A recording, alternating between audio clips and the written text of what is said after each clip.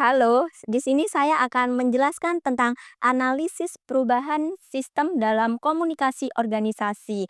Jadi, perubahan sistem dalam komunikasi adalah proses di mana ha, organisasi itu berkomunikasi dengan antara karyawannya maupun dari pihak luarnya. Bisa kayak jadi menjadi lebih baik atau efisien.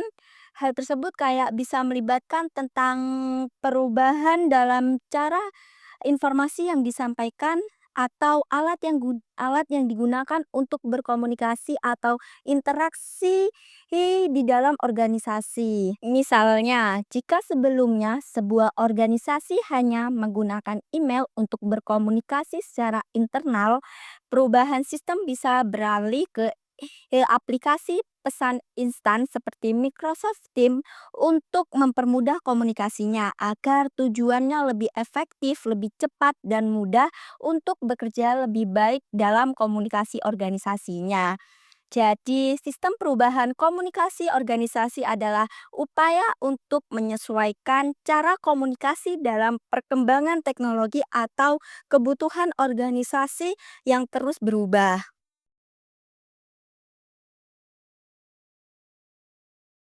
Nah, di sini saya mengambil tiga jenis-jenis perubahan sistem dalam komunikasi organisasi. Yang pertama yaitu perubahan proses kerjanya. Jenis ini berkaitan dengan bagaimana pekerjaannya dilakukan dalam organisasi. Misalnya, perusahaan bisa mengganti cara produksi atau alur kerjanya agar lebih cepat dan lebih efisien.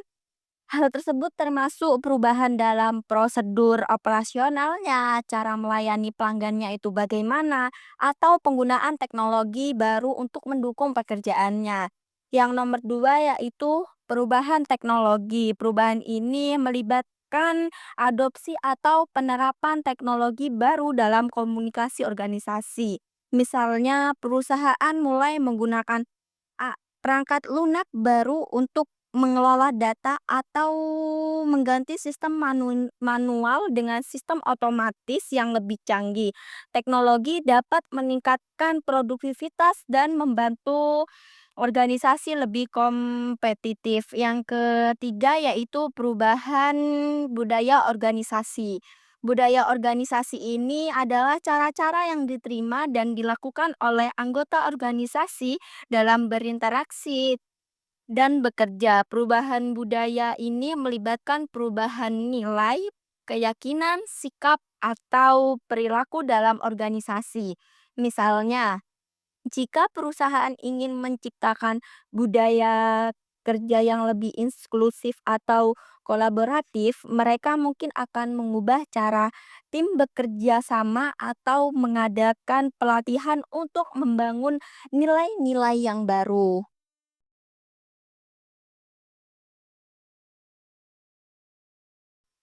Dalam perubahan sistem komunikasi organisasi pastinya ada hambatan atau tantangan. Tantangan ini dapat mempengaruhi implementasi perubahan organisasi dalam berkomunikasi. Berikut beberapa contoh hambatan yang sering terjadi.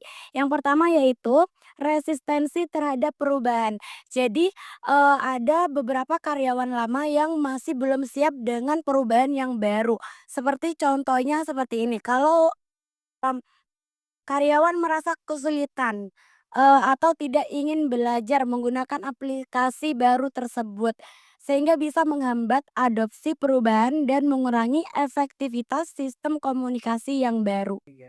Hambatan yang kedua yaitu kurangnya pelatihan terhadap karyawan.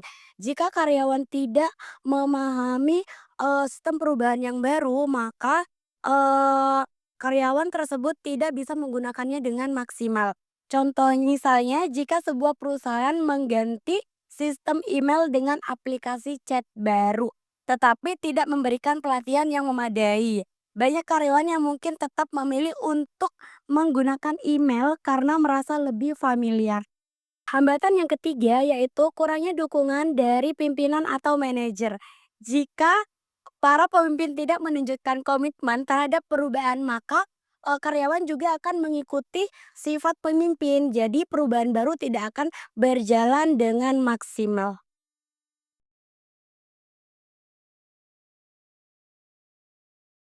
Proses perubahan sistem dalam komunikasi organisasi merujuk pada bagaimana organisasi itu berkomunikasi. Proses ini biasanya terdiri dari beberapa tahap. Yang pertama, identifikasi kebutuhan perubahan. Jadi organisasi mengidentifikasikan adanya masalah atau peluang untuk meningkatkan cara mereka berkomunikasi. Yang kedua yaitu ada desain perubahan sistem. Setelah kebutuhan diidentifikasi, organisasi merancang sistem komunikasi baru yang lebih efektif. Misalnya, mengganti komunikasi melalui email dengan aplikasi chat internal atau memperkenalkan platform kolaborasi untuk meningkatkan alur kerja. Yang ketiga itu implementasi perubahan. Sistem komunikasi baru diterapkan di dalam organisasi. Ini bisa melibatkan pelatihan karyawan, pembaruan perangkat lunak, atau perubahan cara kerja tim.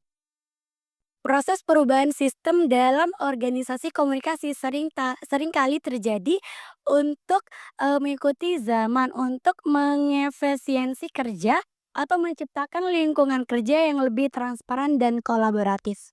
Halo semuanya, teman-teman di sini aku sudah bersama Kak Sinta. Sebagai apa nih, Kak? Sebagai marketing manager di sini.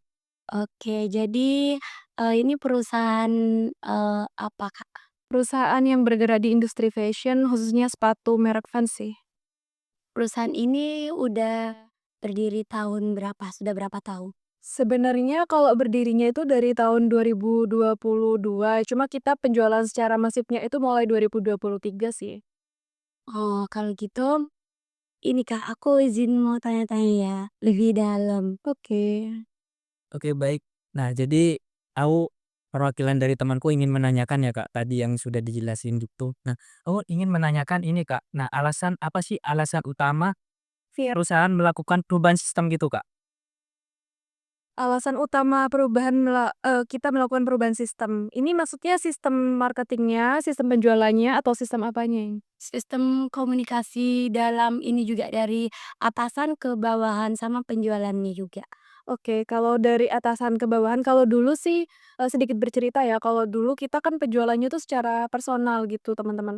Jadi, dulu itu kita melakukan penjualan itu jadi dari person to person, kayak gitu. Kita nggak semasif sekarang, kalau dulu itu penjualannya, ya udah kalau kayak kita membentuk suatu tim dan masing-masing tim itu memiliki, penjualannya sendiri-sendiri, jadi mereka mencari pasarnya sendiri-sendiri.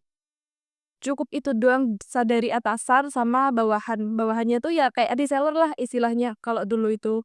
Nah, kalau sekarang itu kita penjualannya lebih terstruktur dan lebih masif. Kalau sekarang kita tuh dari segi manajemen kantornya tuh juga udah terbentuk secara struktural, terus juga dari segi penjualan itu kita juga ada ketambahan host live, ada ketambahan tim marketing, jadi itu lebih kompleks dibandingkan yang dulu, seperti itu. Nah, kalau sekarang kalau dalam penjualan kita mengandalkan online shopping ya, online shoppingnya itu dari Shopee, Tokopedia, dan TikTok. TikTok seller seperti itu teman-teman. Nah, jadi kalau misal perubahan sistem, kalau dulu kita memang menggunakan, person to person ya, dalam artian penjualan secara pribadi, secara langsung, kalau kita sekarang itu lebih masif menjual ke Shopee. Kita, live di Shopee, kita live di TikTok, kayak gitu. Terus juga penjualan di Tokped gitu. Jadi kayak mengikuti, tren yang perubahan tren marketing kita zaman sekarang sih, kayak gitu. Baik, terus yang kedua. Berarti secara tidak langsung, perubahan sistem tuh kayak dapat meningkatkan kualitas lah ya, Kak? Jadi mengikuti gitu kan? Iya, lebih meningkatkan ke kualitas dan kuantitas sih. Ya Allah, nggak apa-apa. Nah, selanjutnya ya, Kak. Nah, ini ada pertanyaan ya dari yang Kedua. selanjutnya. Nah, yaitu bagaimana, Kak, perubahan sistem ini mempengaruhi alur kerja dan proses operasional gitu? Oke. Nah, kita throwback lagi, kalau dulu kan cukup dari 2 struktur ya, dari atasan sama reseller, sama teman-teman reseller. Nah, kalau sekarang strukturnya itu lebih kompleks. Jadi dari atasan, itu kita ada bos, ada owner-nya gitu, terus ada bagian kepala toko, terus marketing manager, terus ada admin, ada host live, sama tim marketing, seperti itu. Terus, mohon maaf tadi pertanyaannya apa aja? Ini bagaimana perubahan perubahan sistem ini mempengaruhi alur kerja dan proses? Nah, jadi untuk alur kerjanya jelas berubah ya. Kalau dulu kan ya udah cuman menjualkan, terus kita mengandalkan reseller, reseller ngambil ke kita. Kalau sekarang, lebih ke apa ya, sistemnya lebih menguntungkan sih. Jadi kita dapat menjual produk kita tuh secara masif dan kita bisa, memasarkan produk kita ke seluruh Indonesia, kayak gitu. Jadi keuntungannya di sana gitu. Jadi lebih masif, terus juga reseller-resellernya juga lebih banyak akhirnya yang mengambil produk kita. Kayak gitu. Loh, Nah, nah, ini ada jadi menuju pertanyaan selanjutnya ya, Kak. Nah, yang selanjutnya yaitu, apakah dari sekian yang Kakak jelasin tadi tuh, apakah ada, Kak, resiko atau dampak negatif yang ditimbulkan dengan adanya perubahan sistem ini, Kak? oh kalau resiko dan dampak negatif itu mesti ada ya, Mas, ya. Jadi kalau dulu kan kita kan penjualannya nggak semasif sekarang. Kalau dulu kan kita penjualannya biasa aja gitu, nggak yang masif banget pemasarannya. Nah, kalau sekarang kita kan menggunakan pemasaran konten, pemasaran house live, kayak gitu. Nah, jadi dengan konten-konten yang kita bikin itu semakin viral, itu semakin banyak, mungkin datang kan namanya netizen kan nggak bisa kita kontrol ya, jadi semakin banyak, hate comment-hate comment. Hate comment-nya apa? Seperti mengeklaim produk kita itu bukan, produk ori, seperti itu. Terus juga, dari pesaing juga mungkin melakukan apa ya, buzzering, istilahnya buzzering ke konten kita. Jadi itu merupakan dampak negatif yang cukup berpengaruh sih sebenarnya ke penjualan, cuma pintar-pintarnya kita sih bagaimana cara mengatasi itu, seperti memberikan tanggapan yang positif, atau kalau memang nggak bisa ditanggulangi ya sudah kita blokir aja, seperti itu. Nah, atau kan yang dijelasin Kakaknya dampak negatifnya ya, Kak. Nah, kalau boleh tahu untuk dampak positifnya sendiri dari perubahan sistem itu apa, Kak? Kalau dampak positifnya alhamdulillah lebih banyak ya, karena kita memang penjualannya udah cukup meluas banget ke seluruh Indonesia, bahkan keluar luar pulau itu kadang kita pembelinya dapat dari Sumatera, Kalimantan, Riau, Bali, itu udah cukup mengenal produknya kita. Nah, itu mungkin salah satu dampak positif yang, dengan adanya perubahan sistem penjualan dan sistem manajemen di sini sih ya, gitu. Ada tambahan? Sudah cukup. Sudah cukup? Nah, mungkin itu saja ya, Kak, pertanyaan dari kami ini ya, Kak. Nah, terima kasih, mohon maaf Iya, ya Oke, baik. Terima kasih. Terima kasih.